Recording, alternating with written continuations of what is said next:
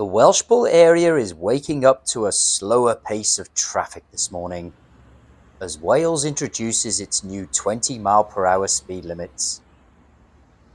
The controversial decision will see the old 30-mile-per-hour default limit through all cities, towns and villages reduced. The change, according to the Welsh Government, will make our roads safer where, as they say, traffic and people mix, with lives saved and the numbers of those seriously injured reduced.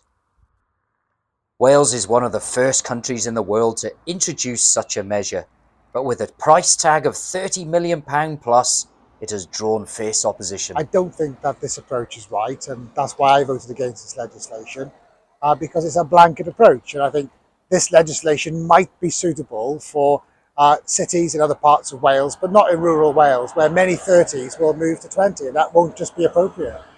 And what about the cost? There's been a £32 million bill attached to the new speed limit. How does that make you feel? Yeah. Well, I think £30 million in the current climate on this piece of legislation and work is not an appropriate way to spend Welsh taxpayers' money. When we know we need more money spent on the NHS, we know we can't get a dentist. These are the priorities that the Welsh Government should be focusing on, not spending the money as they have done. And it's not just that, it's the cost of the economy. So the Welsh Government's own analysis claims that it will cost the economy £4.5 billion over the course of a number of years.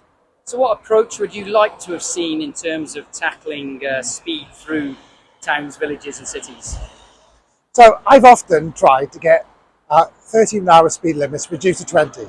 I've approached the council or the Welsh Government, depending on who's responsible, and what I'm met with is bureaucracy, the cost of not being able to do it. This will have to come up in the next review. So what the government should have done is just made it a lot easier. Rather than bringing forward legislation, made it a lot easier for communities to make a request for a 20 speed limit where it's got community support and evidence behind it to allow for that, rather than go about it the blanket approach, which is costing so much money.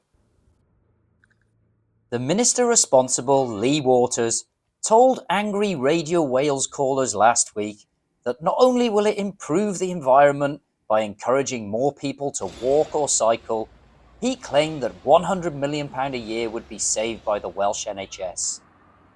And some people that we spoke to were not so quick to criticise as well. There are a lot of people vehemently against it. However, I have heard a lot of people who are quite supportive of it.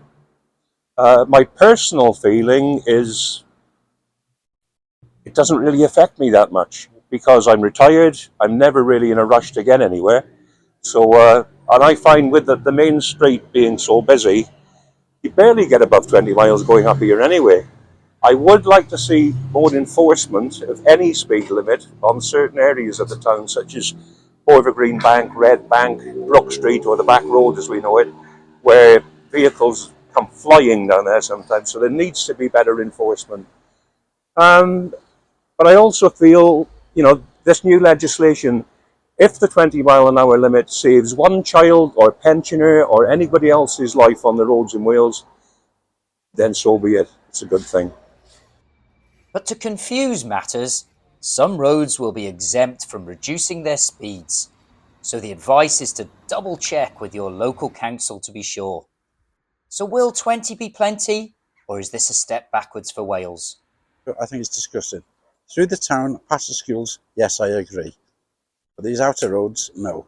Especially hills. I'm open-minded at the moment. I mean, obviously, as a motorist, I think, it might be hard work to keep it at 20 going through. It's slow enough. But will it, on the main street here, actually slow traffic and cause more congestion? Especially at peak periods.